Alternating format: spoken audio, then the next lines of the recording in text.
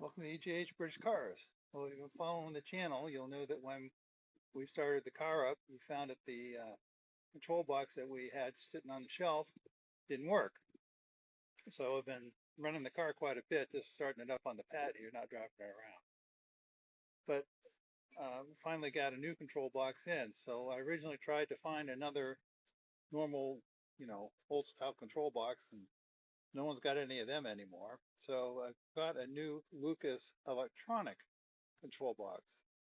So it looks from the outside just like a standard old style one, but when you take it open, you see that it has modern electronics in it. So I took a few still pictures of that. I'm going to run them in the background right here so you can see them.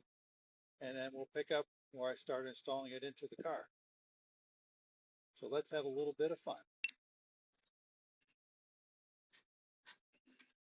So I thought I'd swap these wires over before I disconnected the unit from the car.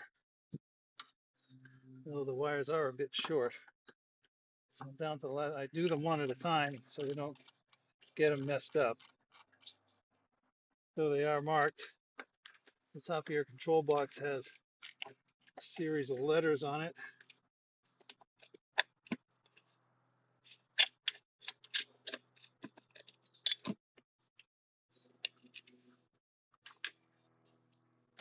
That correspond with the wire terminal. So E is earth, D is dynamo, that's English for generator.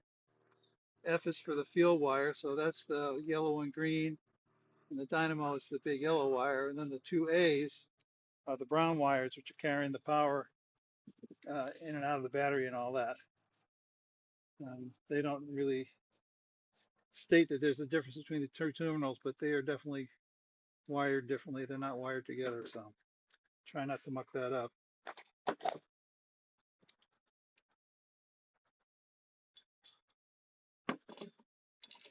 And this just has, they're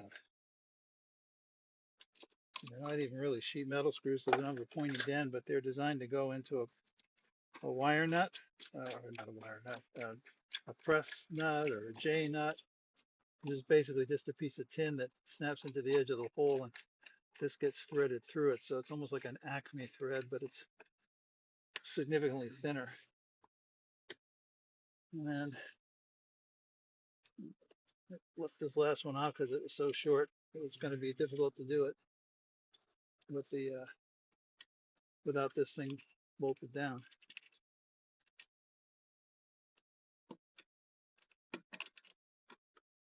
There we go. So I just did all these up snug, and I had the thing just floating around. But now that it's bolted down to the car,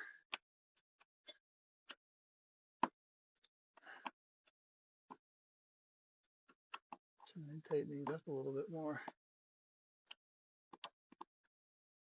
I'll be kind of tempted to put these old screws on, but these old screws are kind of corroded and stuff. I suppose 6 of one, half a dozen of the other, right? I meant to put the retainer clip on before I screwed it down, but I forgot. So I think this is supposed to be able to be installed, and it's in place. Maybe not. Probably could if you fought with it a bit, but I'll just back these off a couple of turns and slide it underneath.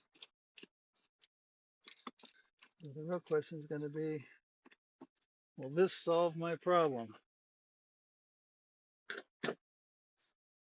So let's find out. First off, we'll do the spark test.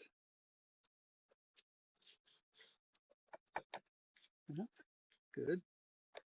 So far, so good. I'm probably going to need a jumper for this. This is where slightly longer cables on this thing would be handy, but make it work.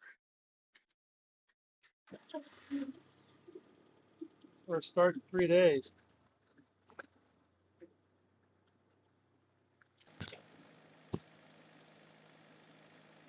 So we're at 12:15 at fast idle. 12:05, 12:06. That's definitely charging. So that's great. So it's not like I'm on an alternator. It's going to run at almost 14 volts.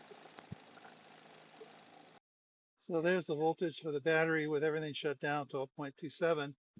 So we're charging. I left it running for, I don't know, about half an hour. I started playing with the horns and they seem to, I've adjusted them. So they're both working now. So even better. Here it is all buttoned up. Looks just like it belongs there. Can't tell that it's electronic. Definitely was charging as we went along because the needle was fluctuating much less and just sort of settled in. And they say I wouldn't hurt my feelings if it got up to about 13 volts running, but it could just be that it's taking a slow charge on the battery. Don't forget this is only a 19 amp alternator and there's a couple of amps going out when it's running. So anyway, one more thing buttoned up. Yay. So I'm going to go ahead and pack this up and get inside because I don't want to melt. Hope you enjoyed all that. I really feel a lot better now. I know that the charging system works and that it was indeed just the regulator. I had two faulty old regulators. One looked brand new in a brand new box. When I took it apart, you could see that someone must have bought one, put it in their car, put the old one that was not functioning into the box. So unfortunately for me, it wasn't a good one. And of course, the old one was just ancient and been outside, and God only knows what kind of abuse it saw when it was last running. So don't forget to like, subscribe, share, and comment, and we'll see you next time.